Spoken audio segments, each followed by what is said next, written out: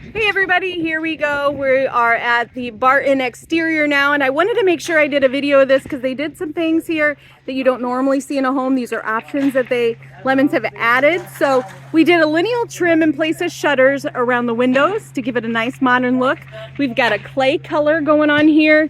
Coming down to the living room area, we've added an 82 by 60 picture window in the front, which does open on both sides. So you've got screens on both sides there. We added a 16-foot dormer at the top and also a craftsman door in the front. Very nice exterior.